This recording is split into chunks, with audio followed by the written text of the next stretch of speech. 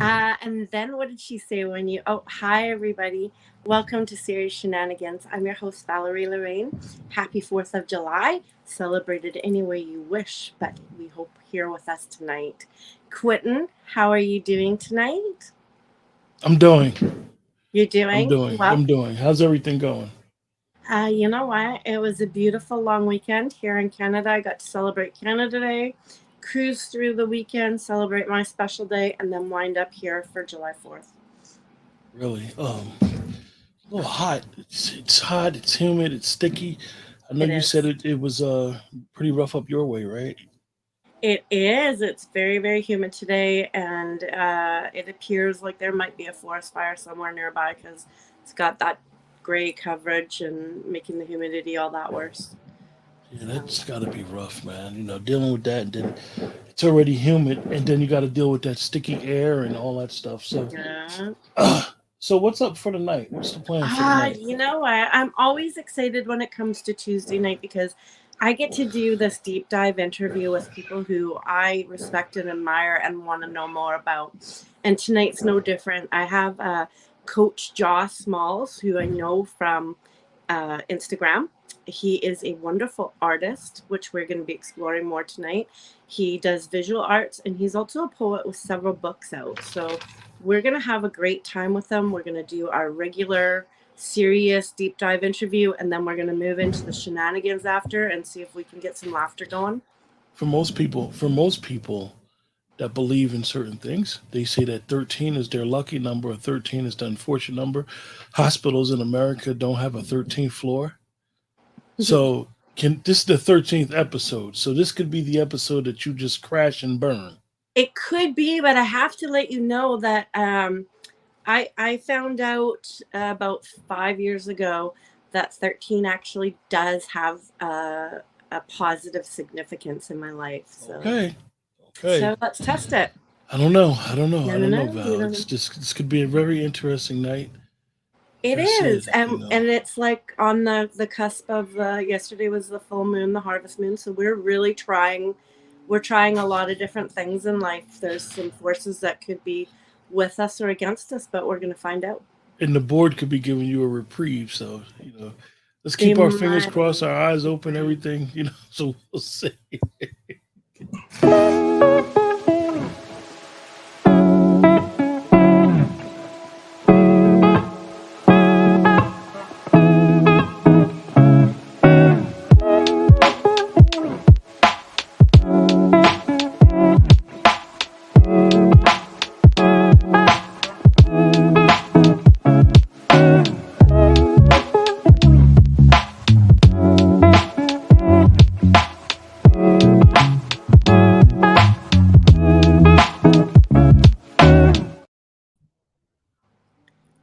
Welcome.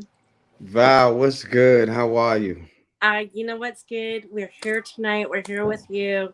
So excited to be doing this. This is episode 13. I don't know how you feel about that, but I'm excited about it. Well, I was born on Halloween, which is 13 backwards to 31st. And there's also some good in the number 13. I wish I had my notes here, but once you get out of the European idea of the number 13, the number Mm-hmm. 13 is really a good number. Right? Yeah. I'm with that. I Yeah. am with that. It's 13 has actually been very good to me, and it took me a lot of years to find out. But when I did find out, I was like, okay, we're going with this. Yeah. So Yeah. Yeah. here we go. We're going with this too. My first question to you: what makes Joss Smalls the strong, compassionate artist and poet we have come to know and appreciate? Wow. There's so much to add to it. I'm the oldest of eight children. Okay. Okay. My dad and my mom. My dad was a professional boxer, and my mom was actually is a professional dancer. In fact, and I don't mean stripper pole dancing, right? She's actual We dancer, think right? so. When when she was a couple of months pregnant with me in her womb, she had in one hand she had a scholarship for Alvin Ailey, and in the other hand, she was holding her belly. And an instructor told her she had to make a decision that they could not make for her. So they said to her basically, on this day, you're going to be a mother or a dancer. And so she decided that motherhood was for her. And so I carry that with me, right? And so a lot of the work and ideas I do are generally centered around, in some form of fashion, uplifting the woman. Without woman, we have no humanity, right? And so uplifting woman represents life in itself. And a lot of my work is always geared around that in some form of fashion. Well, some things aren't, but a lot of it, that's where it stems from. And I think having those two on my shoulders, if you would, right? And the wind beneath my wings kind of pushes me a little further, because I'm reminded of, because my father's story was just, oh my gosh, and so having their dark past mixed with the art kind of helps push me and propel me further. Wow. I just want to say two things. One, you seem to have answered a lot of the questions that I had. Like, I literally kind of just went, oh, but I'm still gonna ask them because you get to expand on them. Yeah. But that was such a great answer. And I want to let everybody know it is July 4th. So behind our producer, who's behind the scenes, and behind John, you can hear all of the celebrations in full effect. So it's just adding to our ambience tonight. Yeah. So get a load of my questions. You come from a large family, which I didn't know that you were the oldest, but I know that you come from a large family. Are they all artistic? So I have two sisters and I have five brothers. All of my brothers are either rappers or poets. Wow. All of my family in some form of fashion are into fashion. All of my siblings, Wow. right? And one of my sister, who's right underneath me, she stepped more into the culinary arts aspect of it, and she can cook her behind off.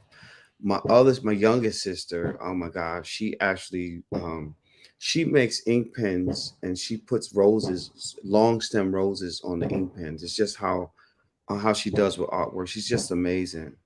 And so yeah, we all have some form of magic with art, some form of fashion. All eight children, absolutely. That is beautiful. So we have had your brother on, Mr. Witz, and I just feel like at some point, Serious Shenanigans needs to bring on your whole crew so that we can find out more, because I mean, a whole family of artists, 8 of them. It would be a wonderful challenge and opportunity.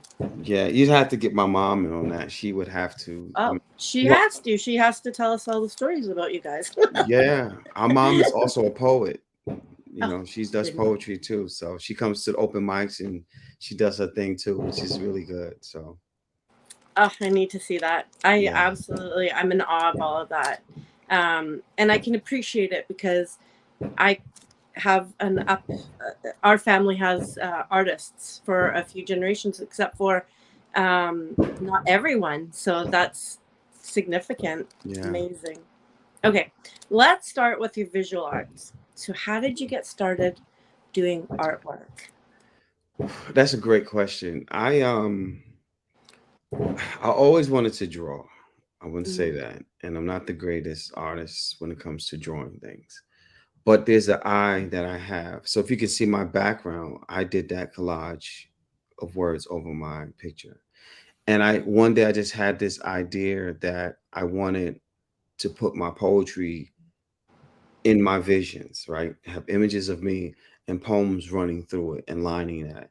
And so I just figured out how to make it work. I program after program after program, and I figured it. And then so I had these collages, and then I would just dump my poem in it. And so the poem would be a poem about I fell in love with a stripper, and then it's in this collage of my face, or my face is in the background, and this poem is stamped on it. And so one of my goals is to have several exhibits up and the poems that I'll be sharing will actually be in the big poster size and the canvas size images behind me. And so I started that, and then I got a camera and I started taking these pictures, and I started realizing that I had a little. It was fun, but I started seeing some things happening, and so for instance, my last book on compassion, Mm. the cover is a bench, and I actually took that picture, and there's pictures inside that I actually took, but I use programs and edit the pictures. I make pictures look like cartoons. Um, yeah, just different things. I just experiment, and it just happens, right? But it's always a feeling. Like I don't just say, okay, I'm going to do this thing. I Right. find it, and whatever vibe comes, I do it, and I just go with this image behind me now. As you can see, I love, It's gorgeous.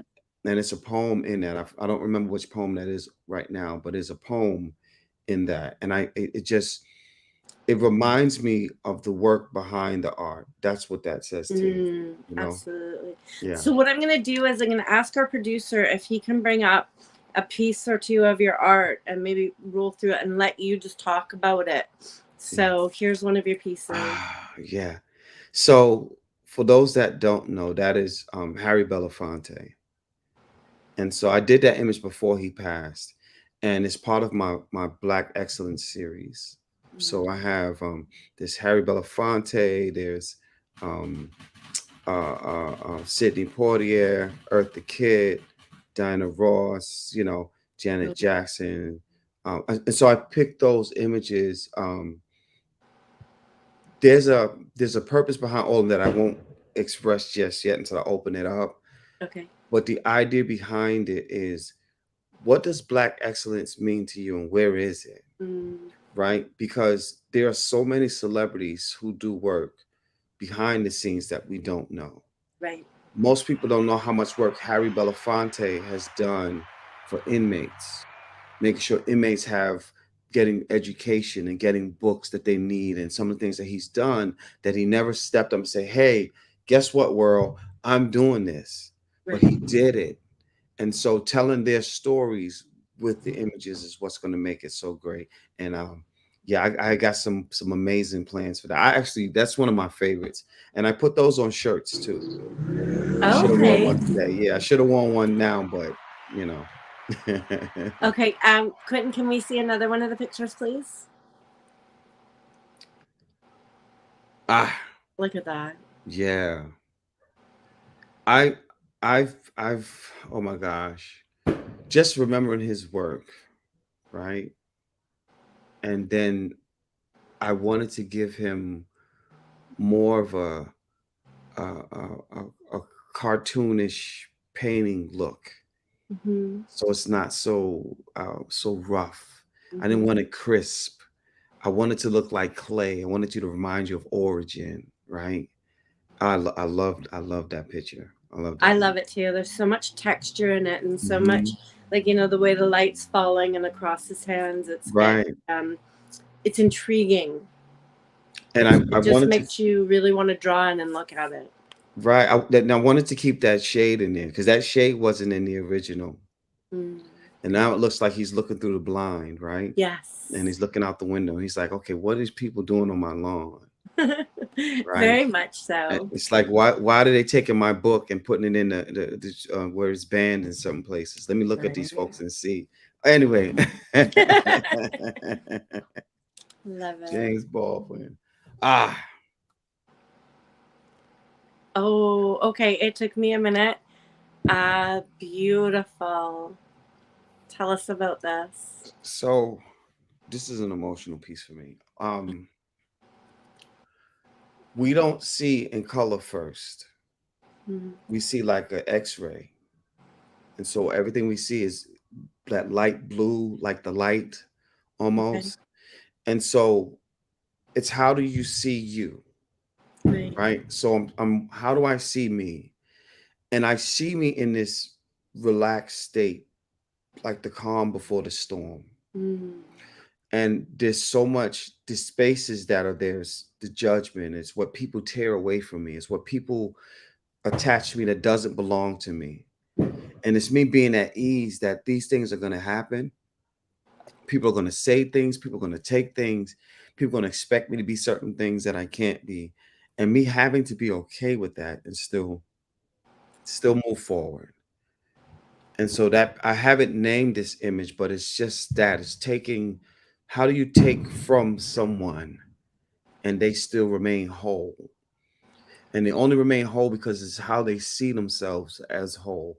And so these I'm offering to do for other people as well now. And I'll take your Okay. image and I'll break it down and I'll put your words in there how you want them. Or I could just do the image without the wording. I can do that too. And yeah, it's all about yours being centered in your today. How do you center yourself in whatever is going on? Right. And I'm always being pulled in so many directions. And you know how it is. People say things, family say things, things are just ripped from your essence and it doesn't make you. And you have to be your only reminder every time. Like, I don't care who you're with, you walk out the door alone. I walk out of here alone. And in that, man, I have to be as grounded as I can. And this is the reminder that doesn't matter. It doesn't matter. Like, you still gonna be who you are, regardless what they take from you. I love that. I love that. Gorgeous, That's gorgeous. a that's that is one of Okay. my favorite. Black woman. That's my baby. That is an image, a painting of Janet Jackson. Okay. Okay. And it says it's part of Black Excellence series.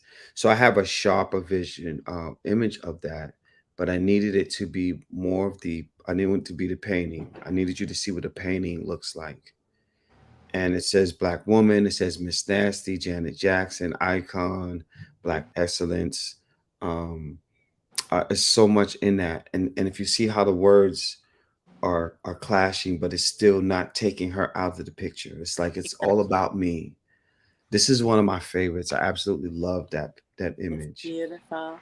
Yeah, And I and love how you've kept only certain colors. mhm, There's not a lot of there's so much color in it that pops. yeah, But to me, when I look at it, I only see a certain set number of colors. and Val, I have those in very glossy 8x10s is how I sell Oh, them. okay. I'll show you them. I'll get them in a second so you can Okay. see. I have different ones, and oh Stunning. my goodness, they come out so amazing. They're so amazing. It looks like amazing. Y'all Okay. giving me Oh, chills looking at my own work. Like, that's the way to do it. oh my God. This is Mamie Till. Okay. This is Emmett Till's mom. And we talk so much about Emmett Till, which we should. We really Yes. should. What about Mamie Till? Had she not stood up, we would not know about Emmett. And what did she endure? I wrote a poem about Mamie Till, and it talks about that day. What did that woman, that mother, have to endure? And I didn't want her, she doesn't look hurt like she can't make it, and she looks fierce. Like, I love you, but at the same time, love me past this hurt. Let me show you oh my God. Yeah, this is one of my favorites. This is one of my favorites. Absolutely beautiful. You captured her so well. She's such a significant woman. And she did. I feel like we should just do a whole show speaking about some of these people. Because she took the essence of her grief with her, but she gave it purpose and meaning, and it far surpassed her son's life.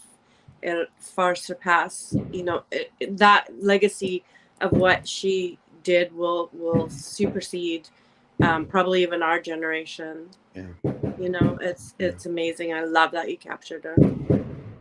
That image always get me teary eyed. Yet to think about all that she had to endure, it's just wow.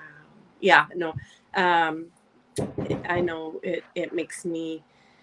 I mean, to just go through grief can be, it can flatline you. Yeah. right?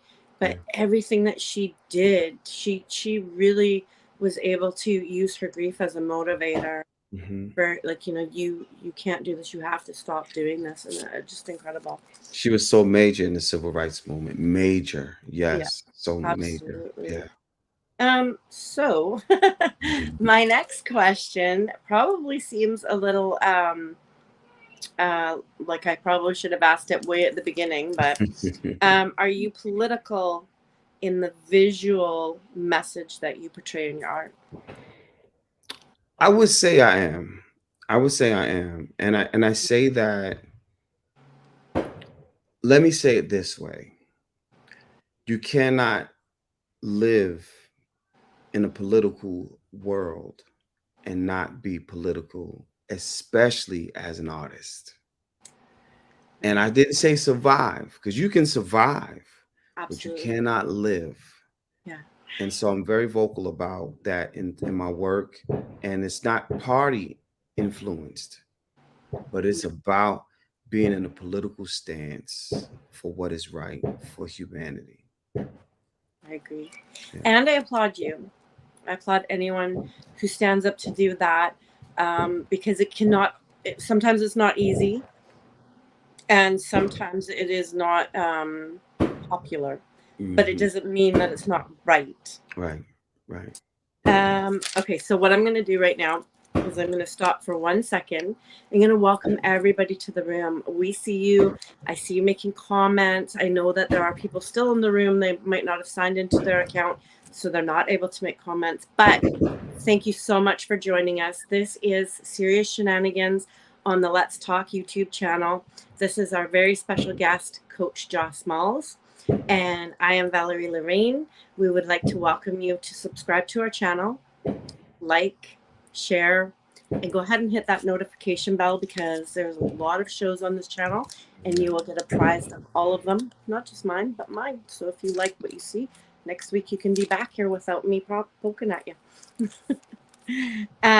We are going to carry on. So what inspires you to create? Most of my work again is just influenced by how I feel, right? So let's take a step back. And 20 days after my 19th birthday, Mm. they ran into my home and tried to rob me for my DJ equipment, and I was shot 4 times, right? So I'm down. The only thing I had was my art after that. Several years later, actually 5 years later, I moved to North Carolina, working a job, hurt on the job, go, you disabled out of work, you can't go back to work. I'm like, listen, I can work. They're like, listen, you cannot. So they disabled me out of work. Now the lawyer's saying you can't take out the trash, you can't cut grass, you can't do anything. You just got to sit and look crazy. And so I'm home and I'm sitting and I'm in pain. And now my back's hurting. I got more pain now, right? Okay. And the only thing I had then was a pen and a pad. And I began writing.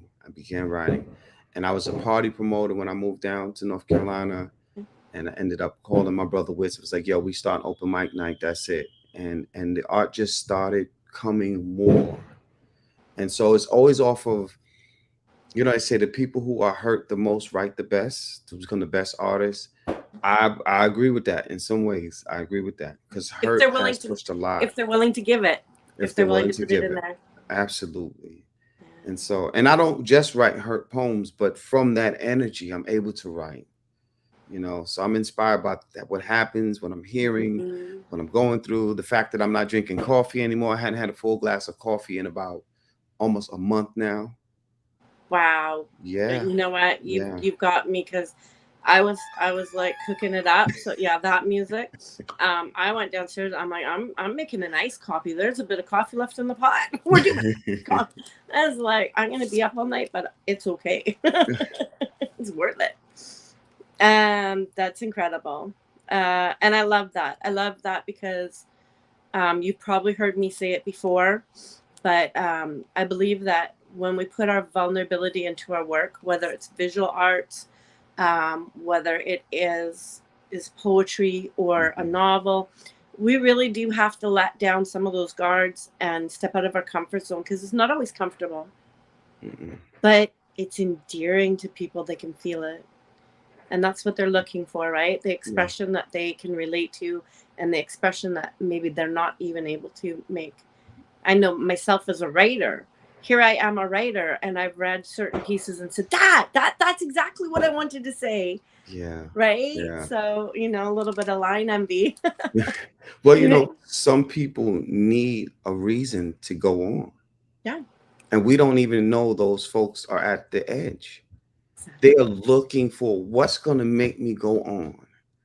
And sometimes it's a simple phrase to say, you know what? I'm sorry that happened to you. Mm-hmm. And there was a study on that. People who were incarcerated, right? And careers that continue on the criminal field, and people who gotten their things corrected. And they said the only difference within those folks was someone saying, I'm so sorry that happened to you.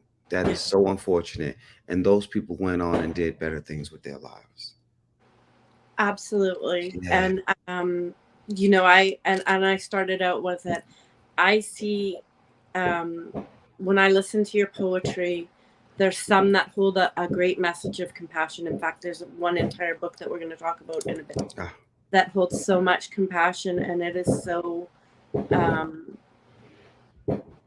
I want to say endearing, even though I've the writer in me saying you already said that word, Valerie, but um, it captured me mhm. in a whole new way. But we're gonna get to that story because it's incredible all on its own.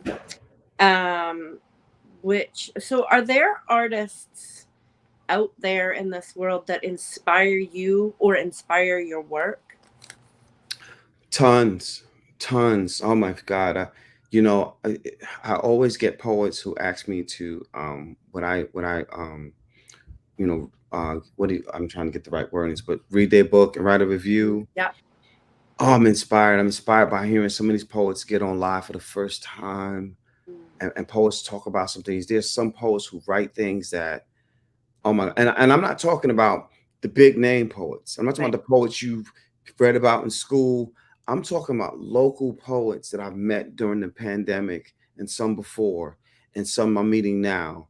And they're writing some work that I'm like, my gosh, I wish I wrote like that. I wish I wrote that. And those are the ones, because you're supposed to be inspired by the big names, right? Yeah. They're supposed to. I'm talking about people who I can pick up the phone and call. I can send them an Instagram message and say, Right. hey, you know what? That poem did it for me. I'm so inspired by those folks, and the ones that constantly just keep on working and keep on pushing this. I'm going to say there's a poet named Mary Ann Peterson. Oh, incredible. And Mary Ann, oh my gosh, has probably a million books, it seems like. And I She's working on her remember, ninth. you know what I mean? And she's always working. If that doesn't inspire you to work, then you probably need to find a new career. It's true. And you know what? I'm going to say that just a couple hours before we came on the show, I seen one of her Facebook posts. It's lovely. She updates people, and she said, I'm on the last page of my book. That's what I'm talking Right. So about. I think this is her ninth book that she'll be putting out. And she's that tell it as it is poet. Hmm. Right. She's I, like a shotgun poet to me. Right. Because she says it. I So call it straight no chaser. there you go. Exactly. I love that. I love that. But Oh, that's incredible. she's her worth ethic is inspirational. It is. Period. It And is. she's a reminder that I don't care what's going on. If this is what you do, then do it. Because no matter what's going on in her life, she's always like, this happened, everything Mhm. is out of whack. I'm writing my book. Yeah, I'm almost finished my book. I just posted my last book. That is inspiration. it is. It really is. And if I add to it too, right? She doesn't care what anybody thinks about her either. No. And No. that is a lesson in itself. Yeah. Right. And I think that for some of us, right, we have to get over that hurdle before we can get to that level. To that level. Yeah, Yeah. she's definitely, you hit a great inspiration right there. I love that. Okay, we're going to switch over to your poetry. I know everybody that in our circle, everybody extended through our circle knows you as a poet. So that's why I wanted to start with your art. Plus, I have a great love for your art. So I could not have you on without really diving into your artwork. So thank you. Thank you for being both people. What is your favorite topic to write about, if you have one? Questions get harder from here. So in all honesty, right, there's two that are my favorites. And so I love writing poetry about my family, in particular about my two daughters, right? And I'm working on the one for my sons right now. And I did a poem for my granddaughter that was absolutely because I was trying to find her, and I was trying to find her, and I finally got to meet her last month for the first time, and she just graduated from middle school. And so writing poems for my family, in particular the women, right, that are of my loins, if you would, right? Yeah. And then I again focusing so much on who my mom has always been in my life, and I'm gonna try not to get emotional here. Okay. I write a lot about Black women because that's all I knew. Mm. And my mom and dad did not have a pretty relationship, but my mom was woman enough to not dog my dad in whatever he missed or whatever he could not or whatever he did not.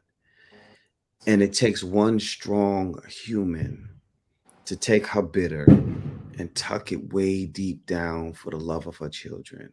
Mm. And again, going back to the origin of humanity comes from woman and traced back to a Black woman in Africa. And Yeah. so when I write about Black women, I'm writing about all women. And so that is always one of my favorite topics. In fact, for Women Awareness Month, I did a whole one man show called She Is that I'm going to do an audio book, and it's going to be coming out soon. And it's all poems that is uplifting women, and that's always been my favorite. And I don't know why. I don't know why, but I know my mom is a major part of that because of who she has always been in my life and in my career. When she comes to my events, she's the greatest supporter you can have. Greatest supporter you That is beautiful. Your mother sounds incredible. I now have to meet your mother. can I have to see the woman who created the two men of your family that I know of. And I have great respect for both of you. So that says a lot there about your mom. Okay. What topic do you feel is incredibly important to write about? You probably just answered that, but you might Well, not have. so for me, I don't think there's one more stronger than the other, right? Because even if it's an erotic poem, it's still major in life, Mm. right? You still have to have that to keep life going. But I think as a writer, as an artist, as a poet, I think the importance is to give history and give it like scripture. And what I mean by that is it's in today, but it's about the tomorrow that's to come. And it may be a tomorrow that many of us never see. Mm. But let us write about those sands that only know footprints and don't know a complexion. Let us write about those doorways we walk in, and an application is simply you apply for this job that you qualify is yours. Doesn't matter what your name is or who your mom was or what your descendants did. So I think that it's important to focus on writing that so that someone reads it out loud and makes it a reality, even if it's a reality that's way down the line. But I think it should be all artwork should represent like scripture, meaning this is now for what will be tomorrow. I love that answer because I'm very cognizant as you're speaking that of speaking into existence, right? And we need to plant the seed as writers as people who have a voice, even if it's a small community that our voice is heard in, let it echo. Yeah. Let it echo. Let people soak that in, and hopefully plant the seed of change, because change, one, is inevitable, but Mhm. two, the change you speak of is something that a vast majority of us Yeah. are also hoping that that seed is planted and heard and grows. Yeah. I'm loving your answers. This is a fantastic interview, in my opinion. Okay. Do you think that as an artist, you should carry the responsibility of advocacy? And so, in this question, I'm not just speaking of you, I'm speaking collectively. I don't believe there's an option. And I say that because unless you're keeping everything inside and it never breathes, right? It's just in a dark room and it never gets out. And you know, the moment you no longer exist, it's just going to burn and turn to ashes and nobody's going to see it. I think that's the only escape, because it's going to get out and your message will get out. And I don't say that everything has to be pointed in that direction, right? Everything doesn't have to be that, but you're giving art, you're giving life through your art, right? It's not just the painting, it's not just the story, it's not just the book. Somebody's intaking every bit of that energy.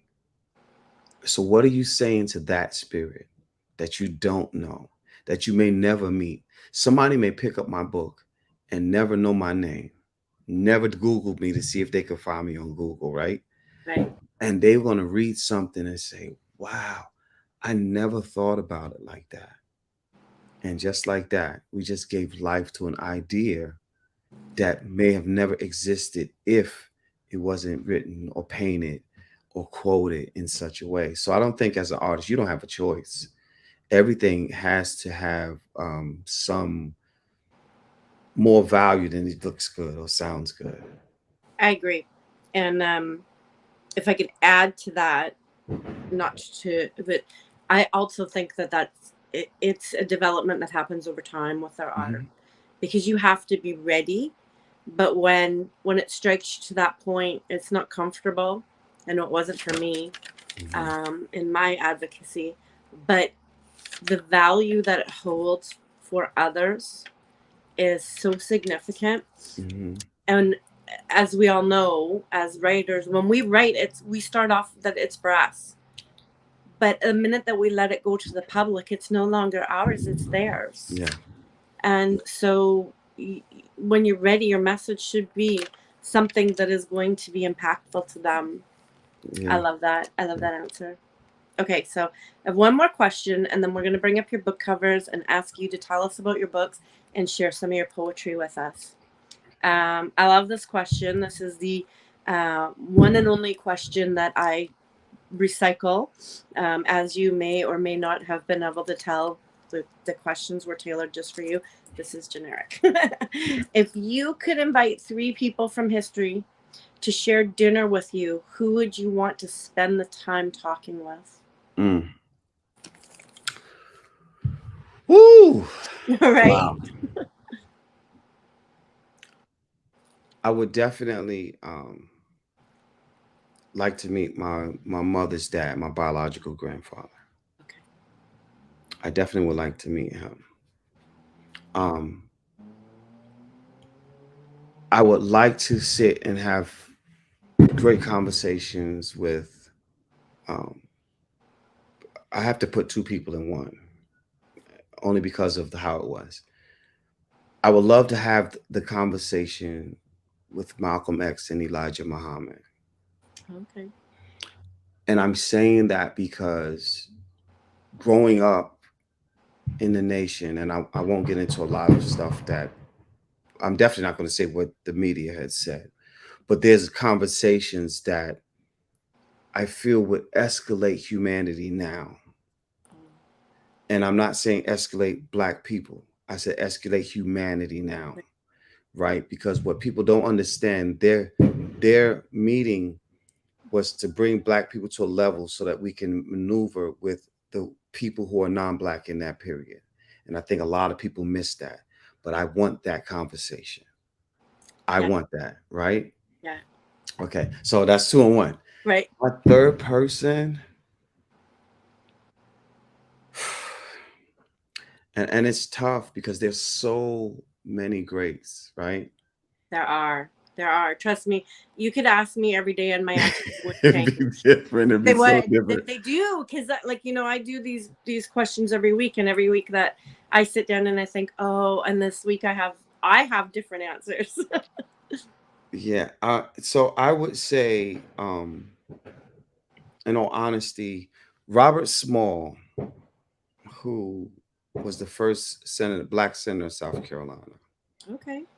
who was what I was told, and I need to confirm this, but I was told that when he came over here on the ship, that one of the children on the ship was my grandmother, Oh wow. and I was told that makes him a descendant. I'm a descendant of his, family, and so having that conversation would lead me to know whether or not, check this out, Frederick Douglass is actually my family, because my grandmother is buried where Frederick Douglass is buried. And back then they didn't bury people unless they were family. And so that would open up a whole avenue of history for me. For my grandfather, I would find out where that came from. Where did that last name come from, which is a Dutch last name, which is leading back to the Caribbean. Yeah. Also, my mother's last name, from the married side, Small, which is also from the Caribbean. But it answers a lot of that for me to Oh, tell okay. me who I am Right. before slavery made me who I became. Okay, so I think what we need to do is send this clip to that show, and I can't remember what it's called at this point, but I don't know if you've seen it. I watched it on Netflix, and Yes. so we need to send this clip to them and say like, hey, we have something, and if you and your brothers and sisters wind up on the show, Listen, we'll be yes, excited to watch it. Chubby Checker is a cousin of mine, I was told. Like, I have a history of family who really Is have artistic been here. And so I'm and like, famous. yeah. And it makes sense because of just what I know of your family. And that is like this much. Oh, I gotta move over this much a bit more.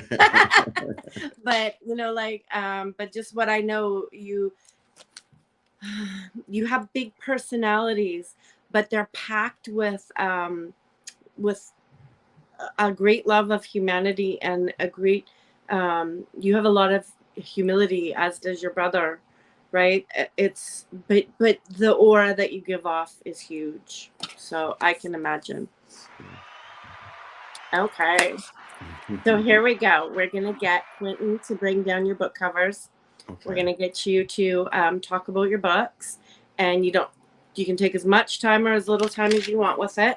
And then when you want to stop, if and give us a piece, if it happens to do with that book, you can leave it up on the screen. However you'd like to do this. Okay. So let me break down this book. And I'm Okay. going to tell you, this was one of my most precious books that I've written. And I'm saying that because I wrote this book. This is the first collaboration with myself and my brother, Mr. Witts. Okay. And so what we did was, and it's getting big, it's getting better. What we did was we talked to some veterans that we knew, Okay. and we wrote their story in poetry. And then there was some workshops that I did that was based on war and images of war. And we took some of that and we mixed that in with the poetry. And so we told real stories, for the sake of honoring veterans. Then to make it even grander, we called it Mr. AJ AJ Houston. Yes. And we asked AJ, would he write the foreword and would he be willing to contribute? And so AJ became a major part of the creating part of the book, the design of the book, and then he published it with his publishing company. Wow. And then we got deeper into AJ's giving his service to the military because he was in the military. Okay. And we learned a great deal about that. And so AJ found all the wars that the United States had been in, wars that he was in the military and didn't even know these were wars going on. Wow. And we wrote all of these things down. And so I think personalizing it and attaching it to actual humans who actually were at war. One of the guys that we wrote about blew himself apart. Body parts just blew apart. And there's some that we didn't get in this one because we're supposed to do a part 2. Okay. And then I got a whole new thing I'm doing from that. So it's a whole lot to come after this. But this book was such a blessing because I was honored to share it with Mr. Witts and AJ Houston. That was the most Incredible. beautiful part. I mean, it's just imagine having the time that we had to put into the book, the work, and figuring out. It took us a while to get the right triggers to fit into the wording. It was such an amazing journey, and I couldn't have asked for 2 better brothers to be there with me, but those 2. So I'm loving the cover because it has that camouflage kind of look to it. Yet if you zone in a little bit, you can see that they are all soldiers, and I see guns. I see some that are defined a little bit more than others. Incredible artwork. Yeah. Beautiful. And AJ he went to work. He's a powerhouse. He is. Incredible. Okay, next one. The Black Light. The Black Light. So when I began writing this book, the black light is basically, the light they put on when they're trying to expose the crime scenes. They're looking for things that are invisible to the naked eye. Right. And I began writing this book, and my uncle was not doing very well at the time, and I was talking with him a bit, and this book was really my journey, right? A lot of my growing up, and I wrote it poetically, but I wrote it as if I was my younger me writing. And I was so happy to get this book done. And this book, we lost my uncle in the process of me getting this book for him to come see it. He never got to see it. And I put his a poem for him in the book. But this book here, and I challenge writers to do this. I want challenge you to write from your younger self. It is not an easy thing. Your vocabulary is not the same, right? And so you have to go back to that. And I wrote as if I was that younger self writing these poems. And this was my second book that I published. And the artwork, actually, my lady did the artwork. She took the picture and jazzed it up. I didn't do a lot of work to it. And so yeah, and it's kind of hard for me to even read from this book now because it reminds me of my uncle so much. And the first poem in there was dedicated to him. And I wanted him to have it, and we lost him on the way up there. We lost him on the way to New York for him to see it. And yeah. So very significant. Beautiful. Yeah. It was a very challenging write for me too, because I was writing from that younger self, and the language is of such. So yeah, as you were talking about that, I was trying to give it a quick thought without losing concentration on what you were saying, and I was thinking, yes, that would be very challenging, especially when of all the growth as writers that we've done since we started to go back, even maybe pre becoming an author, that would be significantly difficult. Yeah.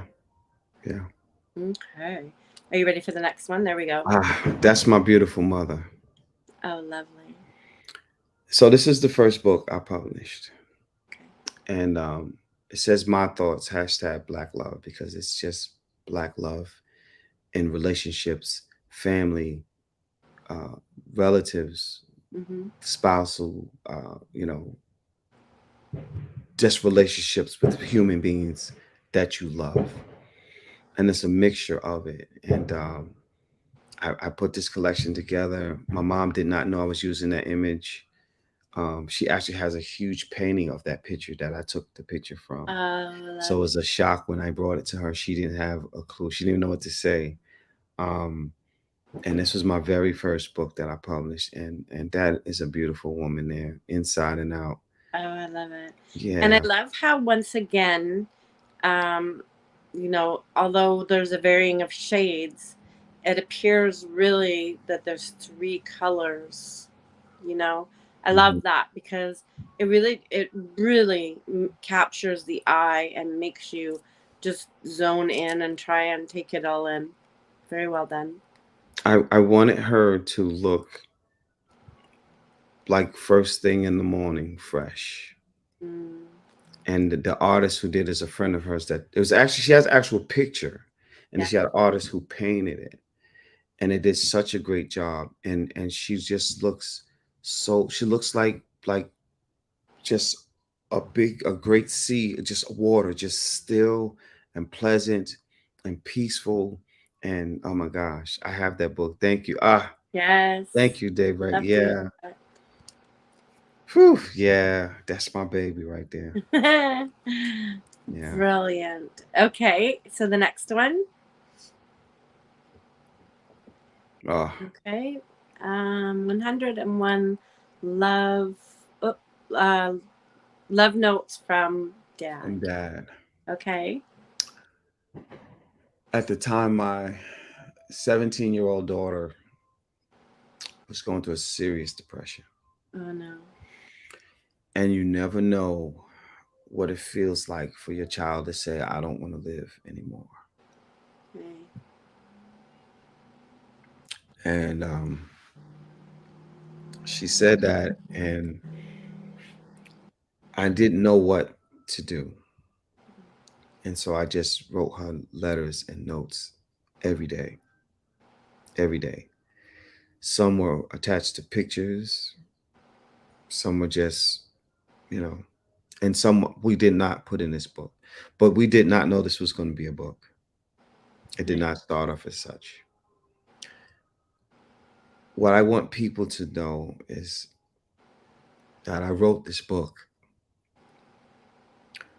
because I was trying to keep my daughter alive. Right.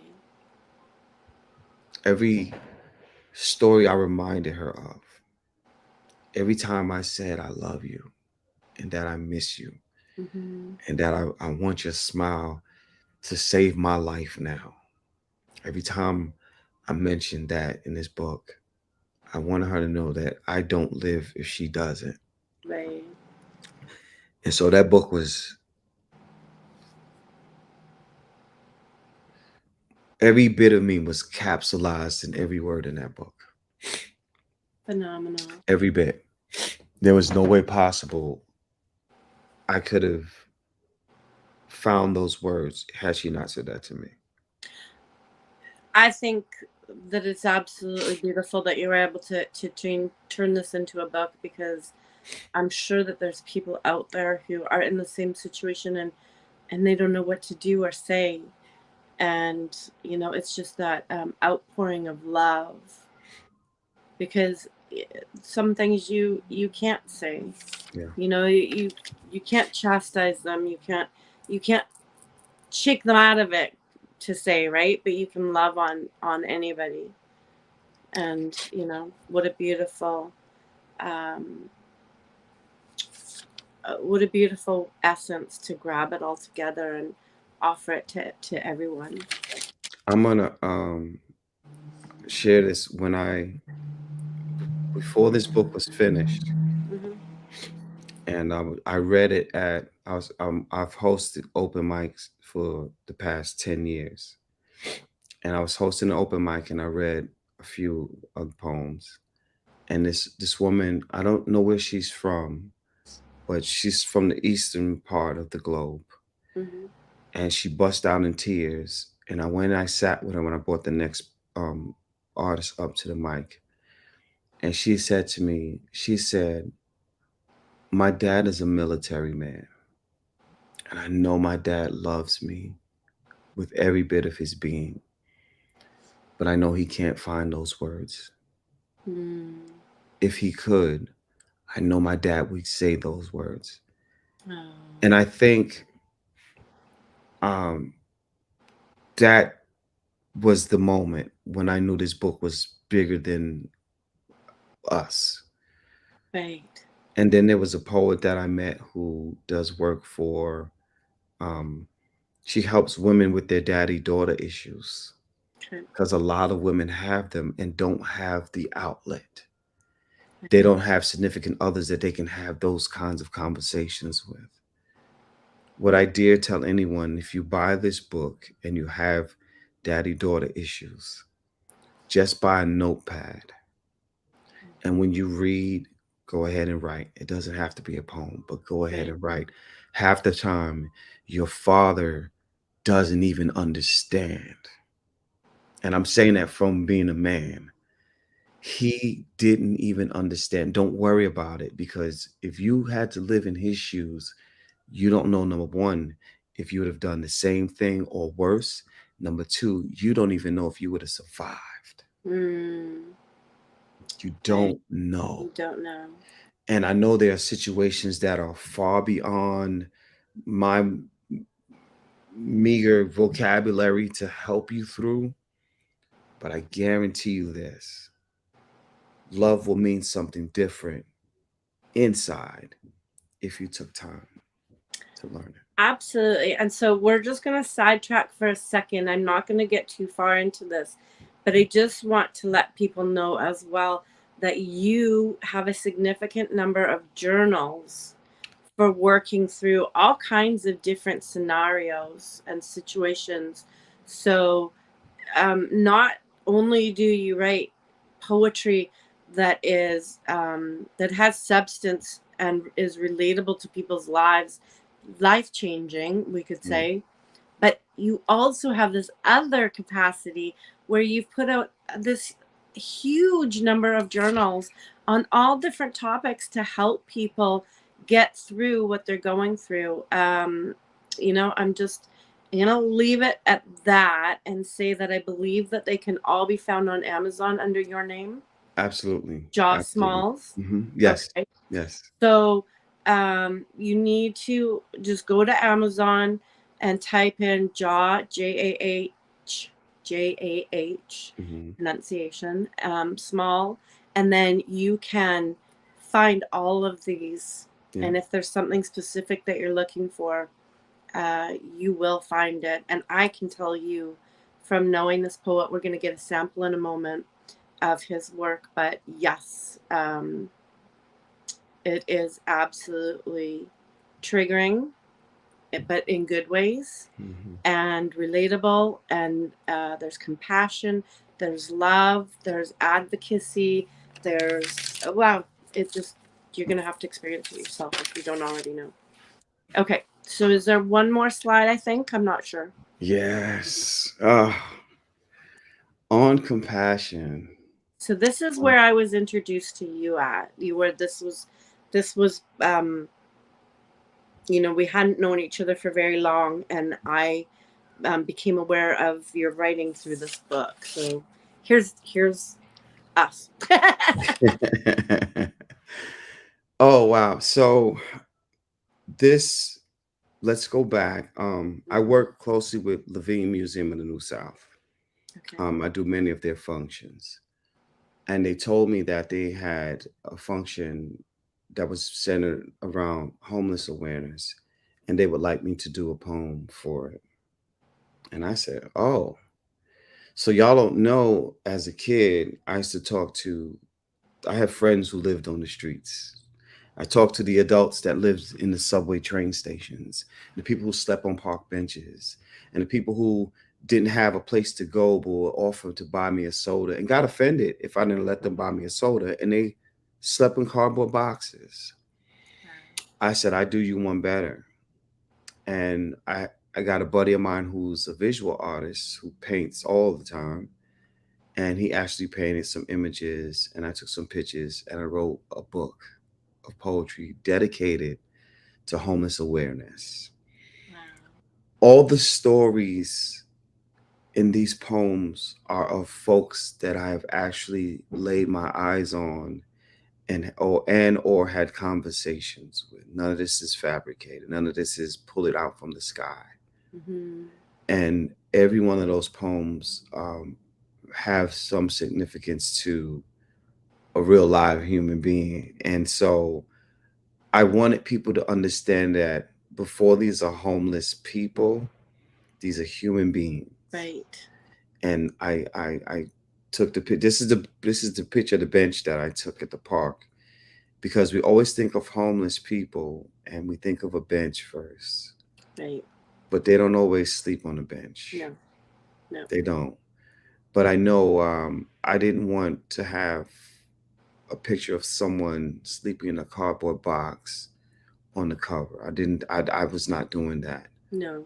I don't even like to use the term homeless, right? It's almost, it's inhumane. It It's is. inhumane. It's inhumane. What term do you prefer, or do you? I don't know. I don't know that I even use the term.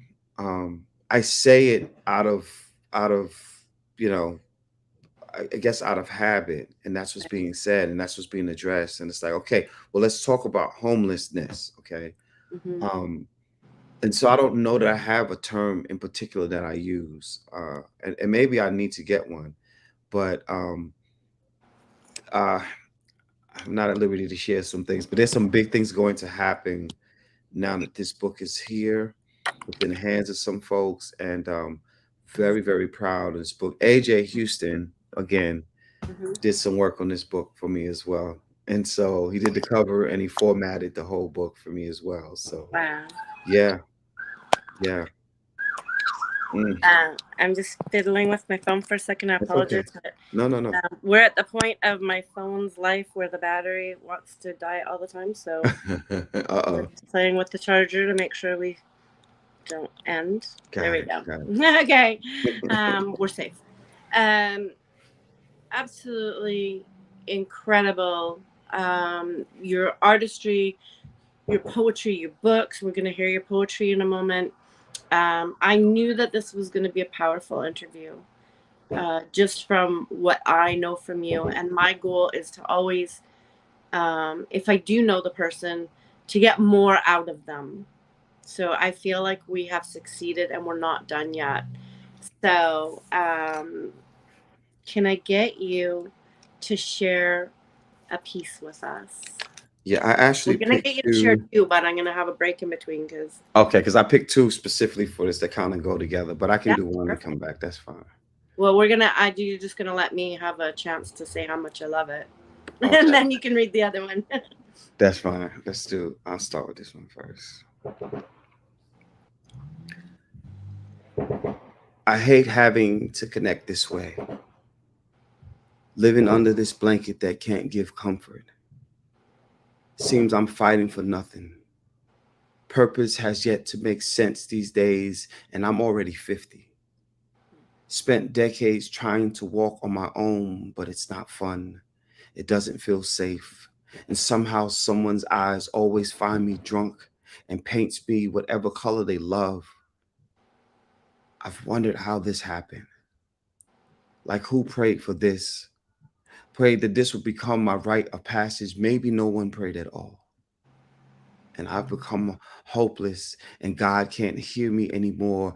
I'd much rather sit at a riverbed and wash my feet in salted water, hoping somehow some God could wade me out of my sin.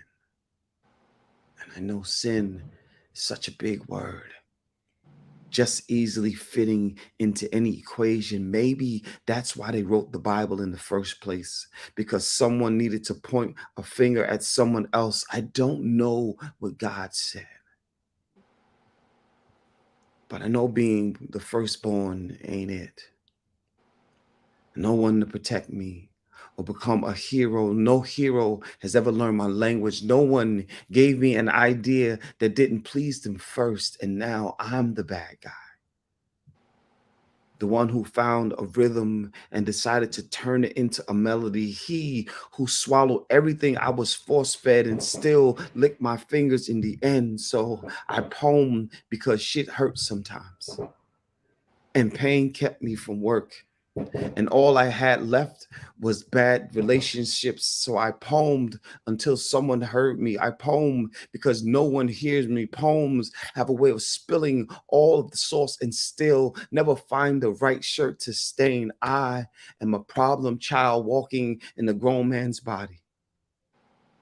A spoiled spirit, free versing his way into someone's misfortune. At least that's what they told me.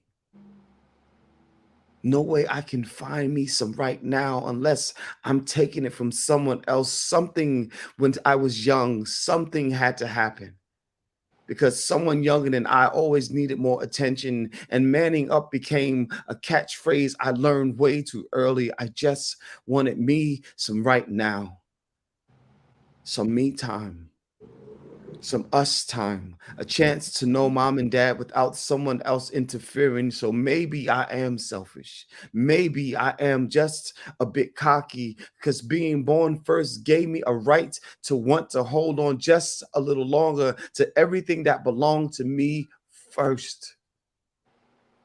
First born.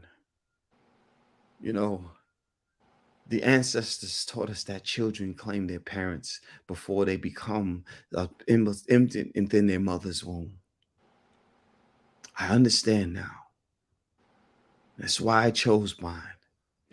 Because who else would build me this way to hold on to all this weight? Since I've been trapped in this space, I knew I would have to live here. Maybe I am a little selfish. But then again, maybe I'm just a little tired. Whew. Oh, there is so much packed in that poem. Absolutely fantastic. I love you talking about your birth order. Significant to me because that's not my birth order. So, I got to hear it from a different perspective, what my only sibling felt. So, I love when poetry becomes relatable to you, even if that's not your situation. That is a powerful voice that you have. Thank you. Okay. Thank you. We're gonna let you get right into the second one because you said they're together for a purpose. Yeah, they roll together.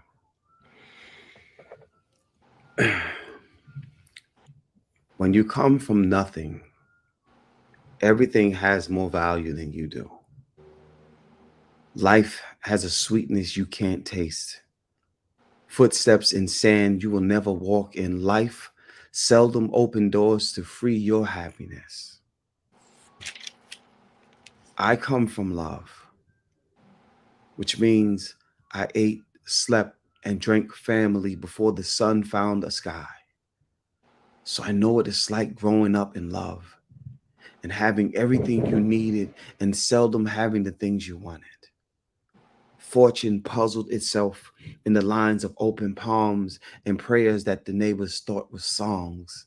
And we prayed often and asked God to keep us whole and far away from a wrath. You see, I know I am not perfect, but it feels like the firstborns are expected to be. Like all the answers are printed on our eyelids, and every time we blink, someone is expecting us perfect, but I am not perfect. But I am one hell of a dreamer.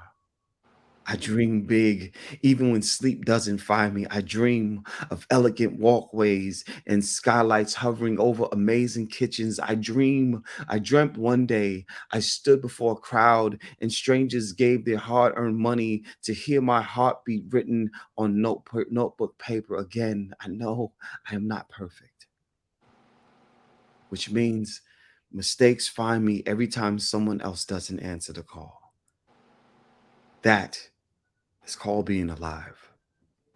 A spiritual being having a human experience. What I'm saying is the oldest child is always wrong, always under the bus when a sibling misunderstands. The firstborn has to have a voice, even if no one hears him speaking.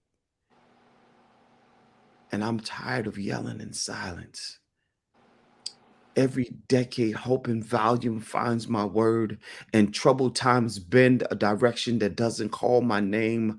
I am not one to have bad times on speed dial. And at the same time, bad news loved my address, and trying to redirect it feels like losing my superpowers. I do not have superpowers. And sometimes it feels like the only way I can stay alive is learn to swim, and I can't swim. So floating in bad relationships became my prison, and I drowned in lemonade I haven't written yet. I promise you, I am not perfect at all. And for the last 8 years, I've been learning to love my brokenness back. But when you come from nothing, everything has more value than you do. So I tell you this, I come from love. And that, my friend, is the only thing that makes me feel beautiful. Ooh. Phenomenal. Phenomenal. And the emotion in your voice, you stayed in that nice, calm, soothing voice that we know and love, but you still could hear all of the emotion, the brokenness, the healing. I can't say enough about your work. Thank you. There you go. I had to learn a lot about being the firstborn, man. And I can only write from where I'm at, Right. and I'm working on this one-man show about being the firstborn, and that's in that prism. So these are new pieces that you're hearing. And so yeah. Exclusives. We love that here. I just want to let you know, so while you were reading, there was so many wonderful comments about your work. All of the comments stay in the replay. Okay. So you'll get an opportunity, but I want to thank everybody in the room who is able to comment for really expressing how you felt about Jaw's work, because I know I'm not alone in how much I adore this gentleman's work. It is it is phenomenal to see. For a writer, I really need a thesaurus because the same words just want to pop out all the time. Me too. Right. This week I'm stuck on phenomenal, significant, and fantastic. That's my words of the week. Turn them to colors. Turn them to colors. Right. Turn them to colors. Right. Okay. So if you turn them to colors, right, even if you don't use the color, you can still find the word after you find the color. Okay. Yeah. Well, in if I was to turn what I'm trying to say to you into a color, I would have to go with, this is what came to mind, and you're gonna laugh at me because it's fireworks. Right? There's an explosion, a beautiful explosion of color that when you look in the sky, you're left in awe, and it's mesmerizing. You get the oohs and the ahs, but on top of that, it's memorable. Right? So that is how I view your work, and that means that I have an even more powerful connection because we've had many conversations. Yeah. And that means a lot to me, because as you spoke of before, right, you could be inspired by all these greats, but there's no conversations behind it. So these people that we actually get to know through our community, their work becomes more tangible to us because we can have conversations, even if they're not necessarily about the work, but they're just you get to know that person, whether it's a little bit or whether it's a little bit deeper. Their work just takes on a whole new meaning to you. Yeah. So that's where we're at least from my side of the screen. Do you know what my favorite color is?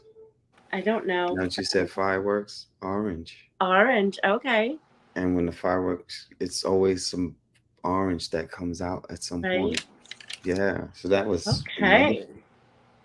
My chair is orange. You probably can't see it, but it's my No, chair. because we got a little bit of it through the green screen that's being used. Okay. So here's how we're going to end this portion of the interview. I always ask my guest, we've had such a great interview, and yours and mine, like, we went over, which is perfectly fine. The time I usually allot. But is there anything that I didn't ask you or that we didn't touch on that you would like to leave us with, or the audience to know? Oh, I don't know. I think I opened up. You gave me a nice leadway to open up to some things. So I don't know what else I could say unless the audience had something. Okay, well, I do have Yeah. one thing that I'm Okay. not going to let you leave without. So for those people come to watch this show and they're interested to find out more about you and where they can find you, Mhm. please let them know, because I know you have other things that go on. So where can they find you? Where can they find more information about you? Now that is an excellent question. And so I'm on Instagram, Coach Josh Smalls, and TikTok, Coach Josh Smalls Poetry. Now, I'm glad you asked that. What I'm working on now is I'm going to do a Saturday morning journal writing session. And it's going to be Saturday mornings, probably around 11ish. And so you don't have to purchase my journal to be in it, but But it's recommended. it's I recommended. recommend it. Well, the reason I recommend it is because which I don't think people buy journals that are pretty enough to want to write in. Right. We buy journals that we're trying to hide and we don't want others to see, but if it doesn't look inviting, you're not going to write. And so I don't have one that I want you to see right now, but I like journals that make you want to write. You see what I mean? I want you to want to write to a journal as opposed to just having a journal that does not fit. Uh-oh. Did we freeze? Uh-oh. Am I? Can you hear me? Uh-oh. I can't hear you. Okay, I'll go down and come back in. I hear you now. Okay, good. Okay, I okay. did. I was like, oh no. I was like, was it the journal? You didn't see. So what I heard too was that the journals are pretty and that Right. they want to write in them because they're pretty. Oh my God, So, it's I gorgeous. want you to have journals that look pretty and inviting. This is just one. Gorgeous. And so if you have a journal that doesn't look inviting, why would you write in it? You're not going to want to pick Great. it up. And mine's are colorful and flowery and butterflies. So anyway, the goal is to two things happen. We come to this, so I can teach you how to safely begin writing in your journal. Okay. Because a lot of times we just write and then we're in the dumps and now we're depressed and we don't know how to get out of that. And that's Okay. not a safe space to be. So yeah, we follow me on TikTok and Instagram, Coach Josh Smalls and Coach Josh Small Poetry on TikTok. And I'll answer all my inboxes unless it's crazy stuff, but I'll answer you. Right. And yeah. Okay. I'm very Google friendly. There you go. I agree. So wonderful. Okay. So at this point, we're going to, we've done all the serious that we can do. I think we did it really well. I was very well behaved, and we got some serious stuff, and we learned lots about Coach Jaw. So now we're going to move into some of the, hopefully funny stuff, but definitely lighter stuff. So there we go. So I didn't realize I was stealing something when I said play stupid games, win stupid prizes. Apparently it's out there, but I don't care. It's exactly what we're doing. So okay, so I do recycle a few questions because I'm absolutely waiting for somebody to hit my answer, and when they do, I'll have to toss that question. But so the first question is: you are now a burglar, okay? But you only take things from your victims that are probably going to slightly, you know, put them out of whack. It's only slightly going to inconvenience them. So, what are you taking? Ashtrays. I'm a smoker. You are bothering me right now. You are bothering me a lot. You win. That was a good one. Is that the only thing you're going to take? What else could I take? I don't know. Oh, you know what I could take? I could take pot holders. Evil. Pure evil. Okay. So for that, you won this. Do you know what this is? No, what is that? So you don't know what this is? You know what this is? Right? That's for the door to lock the door. Right. So you've won it. And the beauty thing about you winning this is you're gonna need it, because when you go to leave the room that you're in, I took that. Okay. I know you a little while. So what conspiracy theories have you started recently? Oh, which is really funny, right? Okay. So I just saw the video of the Tupac whole situation, Right. when he got shot in the studio. Yep. And all the stuff that I told everybody what really happened came out. Like there's a few things that I didn't have the information on, but everything, when I saw that, I saw it just yesterday, which is crazy. Oh, you have to send that to me. Yeah, I'm gonna send it to everything that I said came out. And everybody say, yo, you said, I said, yo, I told you. And so now are you going to write a book about all the conspiracy theories that you do know? No, some of them you don't. They're still under wrap and key for now. Okay. Are you going to piecemeal them out one at a time? I just want to know, because I want to be on the in crowd. I don't know. Maybe. Okay. Maybe. All right. That was a good one. This one's recycled because I'm still waiting for the right answer in my books. No wrong answers though. What is something that everybody looks stupid doing? Everybody looks stupid doing. I would probably say the Macarena. Oh, okay. Yeah, I think everybody looks real silly doing that. Real stupid. I don't disagree. It's a good thing that that's not like really, like, it's kind of old school, but it does still happen. Yeah, I kind of agree. Well, not my answer, but I agree. Toilet paper, over or under? Over. Okay. This is over. serious stuff. I ran this by my manager. Like, that's not a funny question. It's serious. Okay. Second follow-up one: pizza, pineapple or not? Yes, absolutely pineapple. Right. Yeah. I'm with you too. Right. Like, I'm a big foodie, and I'm for pineapple. But some people, like, there could be wars over that. That's disrespectful. Right. And some people won't even let you do half and half. And they can buy their own pizza.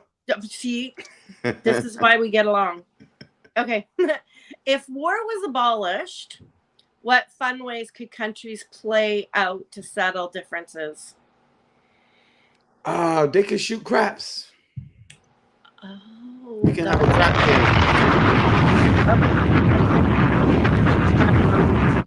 game. So for that, we are going to get you in contact with Switzerland. Okay. So be on the lookout for that winning email. Who do you know in real life that you would think would make a really good TV character? A really good TV character. They have to still be alive? Yeah, somebody you know in real life. But they have to be alive now, or could they have passed on? I didn't get that I got far one. in my thinking. My cousin Dredd is like the comedian. Like, he sings about rain hitting the window pane. He's just, I mean, if a camera followed him around, he would be a millionaire easily. There we Easily. go. And he's still with us, or he's not? Yeah, he's still with us. He's still with us. Okay, good. So another fine actor coming out of your artistic family. Okay, I think that we might need to send that clip out. Yeah. We might need to get an audition tape of him ready. Mm-hmm. Okay, that's your job. That's my job. That's your job. That's what you want. Work. You want some work. That was a spontaneous prize, by the way. I just want to let you know. Wait. Did you read that? I didn't. I was trying to, and it went away. Maybe it says an Italian in Australia will throw you out for pineapple on pizzas. I know which Australian, I'm sure, but yes, I believe that. But I'm still gonna eat it. I'm still gonna ask for it. Love this question. I change it too.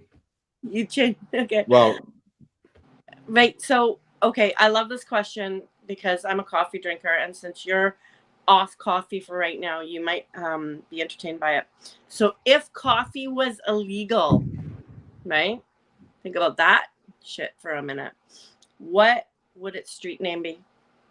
oh, wow. Okay, if it was illegal, dark magic. Ooh. Dark magic.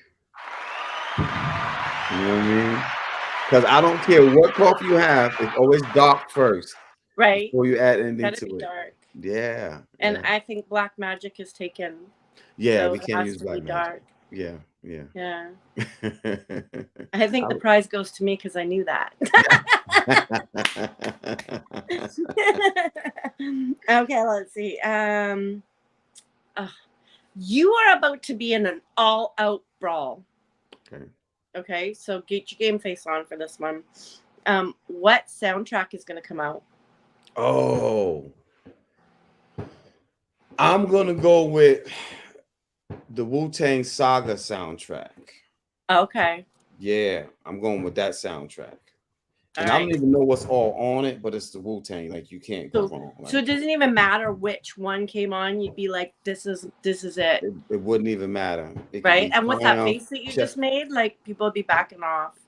People would be like, ooh, it's about to go down. See it part and everything, right? Awesome. So, I don't know if you're aware of this prize, but it is very popular on the show. So, we like to give out Amazon gift cards. I get in a lot of trouble because I'm really generous with my guests, but this is the 13th episode. I think that it went like exceptionally well. I was entertained. I think you might have been too. So we'll see. But for your participation and for you winning that, because that was a good answer, we're going to give you an Amazon gift card. And I know I'm going to get in trouble, but I'm pushing it up 36 cents. So I usually say don't spend it all in one place. But, you know, have fun with it. Go wild. Just blow up Amazon with it. I'm moving tomorrow now. Right? Yeah, not like Amazon's my favorite place in the world. Anytime somebody says we need blah blah blah for the house, I'm like, I'm on it. Yes, I hate shopping, so Amazon is my friend. I don't like going shopping at all. People are surprised that I don't like to go out shopping. I don't like it. I want nothing to do with no. I don't like people getting in my way. Yeah. I don't like it if anybody's elbowing me or reaching for something that I'm looking at. Like, we have issues. Yeah, the Wu-Tang Saga song, it's coming out. Right? I have my own song, but listen, I don't like being in Wally World at all. I hate that store. Okay. I hate it. I cannot relate because I'm not familiar with it, but Walmart. When I come out that way, we could drive by it. Doesn't necessarily mean we don't have Walmart out there. Oh, okay, yes. Yeah, Walmart. It's Walmart. I thought you were referring to specialty chain. No, nothing special. I must admit, I do see some very interesting people anytime that I do actually, in fact, have to get there. Every Yeah. time. Every time. Yeah. In fact, yeah, I wonder, I'll have to go through my pictures a few years back. I was in the US and I went to a Walmart and I seen this guy had on some pants. Like sparkly and it was awesome. I have to thank you for your time that you gave us tonight. I think it was a wonderful interview, and I loved getting to know more of your art past what I already knew. I hope that our audience was really pleased to meet you and get to know about you more. We had some beautiful comments, and I know that there are people who are outside of our community who will see this, so they're going to get to know Coach Joss Smalls and be very impressed, as we all are. So thank you so much. No, it's a pleasure. The link that we sent you to share the information about the show, as soon as we shut it down here, will be the replay. So you can watch it, send it to anybody and everybody, and share that about. So I would like to thank everybody for joining us, whether you were in the room for a little bit, a lot, the whole thing, or you come back on replay. We value you and love you lots, as much as we can love you from afar. This is Serious Shenanigans. I'm Valerie Lorraine. Big thank you to our producer, Quentin Ford. He is wonderful at what he does, and he kept us going this whole time. So this is episode 13, Serious Shenanigans on the Let's Talk channel. Please do subscribe to our channel, like, subscribe, hit that notification bell. Do all of them. Do everything. And if I missed one, do that one too. So we will see you again when my guest is somebody just as special as our guest this week. Thank you all. Thank you so much, Val. John.